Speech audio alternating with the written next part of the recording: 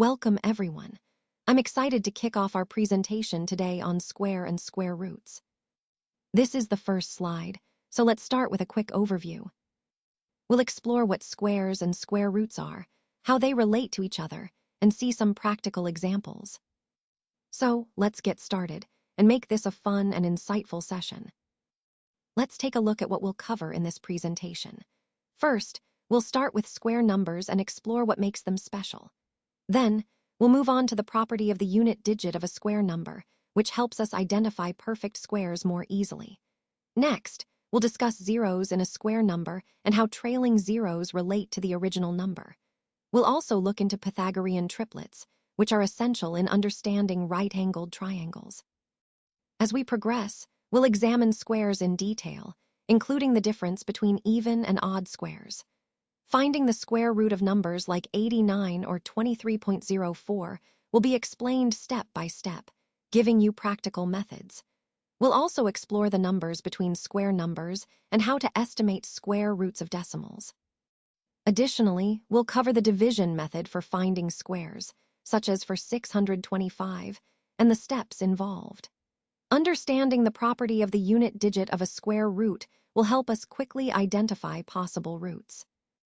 We will also look into Pythagoras' theorem and how it connects to squares, as well as the concept of perfect squares and non-square numbers. Adding odd numbers is a simple yet powerful way to understand squares, and finding the square root of perfect squares like 64 will be demonstrated. Finally, we'll conclude with a quiz to test your understanding and some tips on estimating square roots when exact calculations are not necessary. Throughout this session, I aim to connect these concepts to give you a comprehensive understanding of squares and square roots, which are fundamental in many areas of mathematics. Let's talk about square numbers. A square number is what you get when you multiply a number by itself. For example, if you take 4 and multiply it by 4, you get 16. So 16 is a square number. Another example is 0. When you multiply 0 by 0, you still get 0, so 0 is also a square number. If we look at 3, multiplying it by itself gives us 9, making 9 a square number as well. And for 2, 2 times 2 equals 4, so 4 is another square number. Lastly, 4 times 4 is 16, which we already saw as an example. Recognizing these square numbers helps us understand patterns in math and see how numbers relate to each other in a very visual way. This concept connects to the overall theme of understanding the structure and patterns within numbers. Let's take a closer look at squares. Squares are fundamental shapes in geometry, characterized by having 4 equal sides and 4 right angles. They're incredibly versatile and appear everywhere, from architecture to design. The key points to remember are the equal sides and the right angles, which give squares their perfect symmetry. This symmetry makes them important in creating balanced and stable structures. In the context of our overall theme, squares symbolize stability and order, which are essential when building complex systems or understanding patterns. So, when we analyze shapes like squares, we're really exploring the foundation of structure and harmony in design and nature.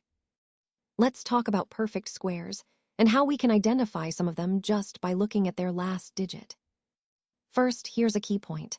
If a number ends with 2, 3, 7, or 8, it cannot be a perfect square. For example, numbers like 132, 72, and 28 all end with these digits and are not perfect squares. On the other hand, if a number ends with 1, 4, 5, 6, or 9, it may asterisk be a perfect square. For instance, while 3 and 5 are not perfect squares, 9 and 25 are. So, by paying attention to these last digits, we can quickly eliminate some numbers from being perfect squares, which helps us analyze numbers more efficiently in our overall study. Remember, this isn't a foolproof test for perfect squares, but it's a useful shortcut to narrow down our options. Let's explore the interesting patterns in the unit digit of square numbers. When a number ends with a 1 or a 9, its square will always end with a 1. Similarly, if a number ends with a 3 or a 7, the square ends with a 9. Moving on, if the unit digit is 2 or 8, then the square's last digit will be 4. And finally, for numbers ending with 4 or 6, their squares will end with a 6. These patterns are quite handy because they help us quickly determine the last digit of a square without actually calculating the entire number. Recognizing these properties connects to our broader theme of understanding number patterns and relationships, making math more intuitive and less intimidating. Let's look at some examples to understand how even and odd squares work. For instance, when we take the number 3, which is odd, and square it, we get 9, which is also odd. Similarly, if we look at 4, an even number, and square it, the result is 16, which is also even. This pattern holds true for all numbers.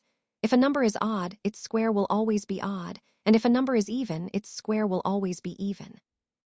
This is an important concept because it helps us predict the nature of a squared number just by knowing whether the original number is even or odd. It connects to the broader theme of understanding number properties and their behaviors, which is fundamental in many areas of mathematics. Now let's look at this interesting pattern with adding odd numbers. When we add consecutive odd numbers starting from 1, the sum always results in a perfect square.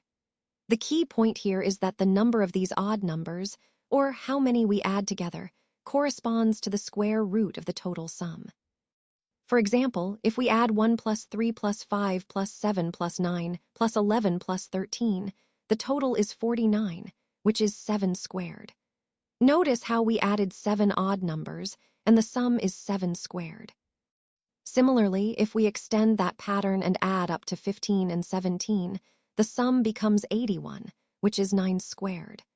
And if we go further, adding all these odd numbers up to 23, the sum reaches 144, which is 12 squared. This pattern highlights a fascinating connection between odd numbers, their sums, and perfect squares. It's a beautiful example of how numbers often reveal hidden relationships, and it ties into our broader theme of understanding patterns and structures within mathematics. Now let's talk about odd numbers of zeros at the end of a number. When a number ends with an odd number of zeros, it cannot be a perfect square. For example, take 30. It ends with 1 0, which is an odd number, so 30 is not a perfect square. Similarly, 5,000 ends with 3 zeros, again an odd number, so it's not a perfect square either. On the other hand, if you look at 100, it ends with 2 zeros, which is an even number, and in fact, 100 is a perfect square. The same goes for 1, which has 0 zeros. That's an even number, and it is also a perfect square. This pattern is important because it helps us quickly identify whether a number could be a perfect square just by looking at its zeros at the end. It ties into our overall theme of understanding the properties of perfect squares and how to recognize them efficiently. Let's take a closer look at zeros in the square of a number, specifically when a number ends with 1 0. When a number ends with a single 0, it actually indicates that its square will end with twice as many zeros. For example, if we consider 30, which has 1 0, its square will have 2 zeros. Similarly, 5,000, which ends with 3 zeros, will have 6 zeros in its square. And for 400, which ends with 2 zeros, its square will end with 4 zeros. The key idea here is that the number of zeros at the end of the original number directly influences the number of zeros at the end of its square. Specifically, it doubles. This concept is quite useful because it allows us to quickly estimate the number of zeros in a square without doing the full multiplication. This ties back to our overall theme of understanding patterns and properties of numbers, helping us recognize shortcuts and make calculations more efficient. So, in summary, if a number ends with 1 0, expect its square to end with twice as many zeros, which is a handy rule to remember. Now let's look at the numbers that fall between two consecutive square numbers. For example, between 1 squared, which is 1, and 2 squared, which is 4, there are two numbers that are not perfect squares, 2 and 3. These are the numbers that sit right between those squares. Similarly, between 2 squared, which is 4, and 3 squared, which is 9, there are 4 non-square numbers, 5, 6, 7, and 8. This pattern shows us that as the squares get larger, the numbers between them increase as well. Understanding these gaps helps us see how numbers are distributed along the number line and connects to the overall theme of how numbers grow and relate to perfect squares. It's a simple but powerful way to visualize the space between these special numbers. Now, let's talk about non-square numbers. These are interesting because they are exactly one less than the difference of two consecutive perfect squares. In other words, if you take two squares that are next to each other, like 3 squared and 4 squared, and find their difference, then subtract 1, you'll get a non-square number. For example, 3 squared is 9 and 4 squared is 16. The difference between these two is 7. If we subtract 1, we get 6, which is not a perfect square. So 6 is a non-square number. This pattern helps us understand how non-square numbers relate to perfect squares and their differences. Recognizing these relationships is a key part of understanding the broader concept of numbers and their properties. Now let's talk about the Pythagoras theorem. Essentially, this theorem states that the square of a number, typically representing the length of a side in a right triangle, is equal to the sum of the squares of the other two sides. We call this the Pythagoras property. To make this clearer, let's look at an example. If one side is 3 and the other is 4, then the hypotenuse, or the longest side squared, should equal 3 squared plus 4 squared. So 5 squared equals 9 plus 16, which gives us 25. And as you can see, 25 equals 25. This simple but powerful relationship helps us solve many problems involving right triangles, and it's a fundamental concept in geometry that connects nicely with the overall theme of understanding shapes and their properties. Now let's look at how we can find more Pythagorean triplets using a simple formula. The key idea here is that for any integer value of m, we can generate triplets that satisfy the Pythagorean theorem. The formula is 2m2 plus m2 equals m2 plus 1.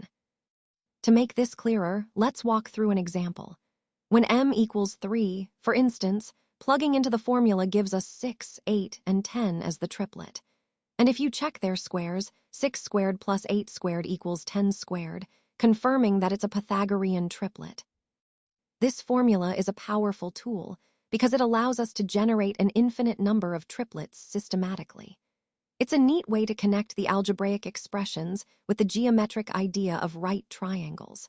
Remember, these triplets aren't just numbers. They represent the fundamental relationships in right-angled triangles, which is at the core of our entire discussion on Pythagoras' theorem. All right, let's look at how we can find a Pythagorean triplet where the smallest number is 12. So, starting with the key idea, if we set 2 times m equal to 12, then m must be 6. From there, we calculate m squared minus 1, which gives us 36 minus 1, so 35. Next, we find m squared plus 1, which is 36 plus 1, resulting in 37. Now, to check if these form a Pythagorean triplet, we verify whether 12 squared plus 35 squared equals 37 squared. Computing, 12 squared is 144, and 35 squared is 1225, summing to 1369. And 37 squared is also 1369. Since both sides match, this confirms that 12, 35, and 37 are indeed Pythagorean triplets. This example nicely illustrates how, by working through the relationships between the numbers, we can identify triplets that satisfy the Pythagorean theorem. Let's delve into finding square roots through repeated subtraction. The key idea here is that by subtracting odd numbers step by step, we can actually determine the square root of a number. Essentially, if you keep subtracting successive odd numbers from a given number until you reach 0, the count of those subtractions corresponds to the square root. This technique highlights a fascinating connection between odd numbers and perfect squares. It's a simple yet powerful method that reinforces our understanding of squares and roots, fitting into the broader theme of exploring different ways to understand numerical relationships. So, remember, each subtraction of an odd number is like peeling back a layer to reveal the square root. All right, let's walk through how we find the square root of 64 using this step-by-step method. First, notice that we start by subtracting 1 from 64, which leaves us with 63. Then, we subtract 3 from 63, giving us 60.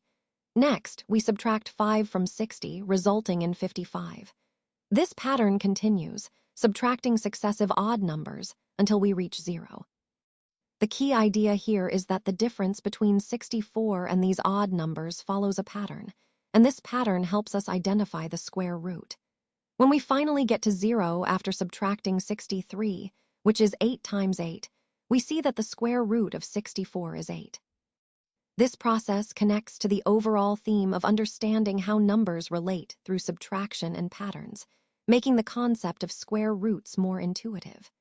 It's a different way of visualizing the idea, which can be quite helpful in grasping the underlying structure of squares and roots.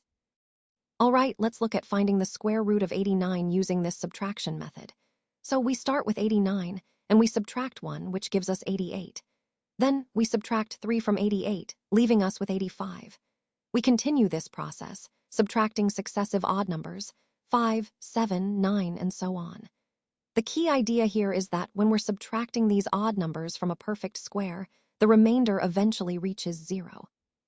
But if, at the end, there's still some leftover, meaning the subtraction can't continue evenly, then that number isn't a perfect square. So this method helps us see visually whether a number like 89 is a perfect square or not, based on whether the subtraction process ends exactly at 0. It's a simple yet powerful way to understand the relationship between odd numbers and perfect squares, which fits into our overall theme of exploring different ways to understand square roots. All right, let's take a closer look at the table here. What we're seeing is a sequence of divisions by 2, starting from 256 and going down to 1. Each step shows how 256 can be repeatedly divided by 2, which is a key idea in prime factorization. Notice that when we divide 256 by 2, we get 128, then dividing 128 by 2 gives us 64, and so on. This process continues until we reach 1. The most important concept here is understanding that 256 can be expressed as 2 raised to the power of 8, written as 2 to the 8th power. This is what we call prime factorization, breaking down a number into its prime components. In this case, 2 is a prime number, and since it appears as a factor 8 times, we write it as 28. Recognizing these patterns helps us understand the structure of numbers and simplifies many mathematical operations. So, as you can see, prime factorization is a fundamental tool in number theory, and this example illustrates how powers of 2 make up large numbers like 256. This ties into the overall theme of understanding the building blocks of numbers through their prime factors. Let's take a closer look at the property of the unit digit of a square root. What this means is that the last digit of a perfect square follows some interesting patterns depending on the last digit of the original number. For example, if a perfect square ends with a 1 or a 9, then its square root must end with either 1 or 9. This is a helpful shortcut when you're trying to identify possible roots. Similarly, if the square ends with a 3 or a 7, then the root must end with 9. On the other hand, if it ends with a 2 or an 8, the root will end with 4. And finally, if the square ends with a 4 or a 6, then the root ends with 2 or 8, respectively. These patterns are quite consistent and can help us quickly narrow down the possible units digit of a root just by looking at the last digit of the square. This property ties into the overall theme of understanding the behavior of numbers and their roots, which is fundamental in simplifying and solving problems involving squares and square roots. So, remembering these patterns can make your calculations much more efficient and insightful. Let's talk about finding the square root of decimal numbers. When you're working with a decimal, you want to put a bar over the internal part of the number. This helps you focus on the portion you're taking the square root of. For example, if we have 23.04, we would put a bar over the 2304. Remember, the key here is to treat the decimal as if it were a whole number, which makes the process easier. This method is quite useful because it simplifies the steps needed to find the square root of decimals, connecting directly to our overall theme of mastering different root calculations efficiently. All right, now let's look at the steps to find the square root of 23.04. The first step is to determine the divisor. In this case, we need to find a number that, when squared, gets us close to 23.04. Once we have that, we can calculate the remainder, which helps us understand how close our estimate is. Using this remainder, we can refine our calculation to get a more precise square root. The key idea here is to break down the problem step by step, using the divisor and the remainder to guide us toward the exact root. This methodical approach ensures accuracy and builds a strong foundation for understanding how square roots work, connecting directly to our overall theme of mastering mathematical operations efficiently. All right, let's look at slide 23, which covers the finding square by division method. This method is a quick and efficient way to find the square of a number, especially useful when dealing with larger numbers. First, we start by putting 2 bars on the internal part of the number we're working with. Think of these bars as markers that help us organize our calculation. Next, we need to find the largest number whose square is less than or equal to the number under the extreme left bar. This step is crucial because it helps us determine the next digit in our square root. By focusing on this largest possible number, we ensure that our approximation stays within the bounds of the original number, making the process both accurate and systematic. This method ties back to our overall theme of simplifying complex calculations, showing that with a structured approach, even large squares can be tackled efficiently. Remember, the key is to identify that largest number whose square fits, then continue step by step to complete the division and find the square root. Let's walk through the steps to find the square of 625 using the division method. First, we start by dividing the number and getting the remainder. This initial step helps us understand the relationship between the number and its closest perfect square. Next, we double the divisor and complete the square, which is a crucial part of this method because it simplifies the process of finding the square. After that, we write the resulting number under the next bar, which is essentially organizing our calculation for clarity. Finally, we confirm our result by checking the steps carefully. Remember, these steps are interconnected and highlight how division and completing the square work together to find perfect squares efficiently. Now, let's talk about estimating square roots. One effective way to do this is by looking for nearby perfect squares. For example, if we're trying to estimate the square root of 125, we can think about which perfect squares it falls between. We know that 11 squared is 121, and 12 squared is 144. Since 125 is greater than 121, but less than 144, we can conclude that the square root of 125 is a little more than 11, but less than 12. So, in this case, we estimate that the square root of 125 is approximately 11 point something. This method helps us make quick, reasonable estimates without needing a calculator, and it connects to the overall theme of understanding square roots through approximation and intuition. Now, let's go through the quiz questions to reinforce what we've learned about perfect squares and related concepts. Question 1 asks us to identify which number among 622, 5778, and 625 is a perfect square. The answer is 625, because 25 times 25 equals 625. Remember, perfect squares are numbers that are the result of squaring an integer. Next, we look at question 2, which asks us to find the number that is not a perfect square. The options are 81,000 and 900, and the correct answer is 81,000. Since 900 is 30 squared, it is a perfect square, but 81,000 is not a perfect square. In question 3, we're asked to find a perfect square that is the square of an odd number. The options are 289 and 900. 289 is 17 squared, and 17 is odd, so the correct answer is 289. Moving on to question 4, which asks for a perfect square that is the square of an even number. Between 361 and 4096, 4096 is 64 squared, and 64 is even, so the answer is 4096. Question 5 is about how many natural numbers lie between the squares of 11 and 12. The squares are 121 and 144, and the numbers between them are 122, 123, 143. Counting these, we find there are 22 numbers, so the answer is 22. Question 6 asks for the units digit of the square of 564. To find this, we only need to consider the units digit of 564, which is 4. Squaring 4 gives us 16, so the unit's digit is 6. Therefore, the answer is 6. Question 7 deals with the unit's digit of the square root of 1521. Since 1521 is 39 squared, and 39 ends with 9, the unit's digit of the square root is 9.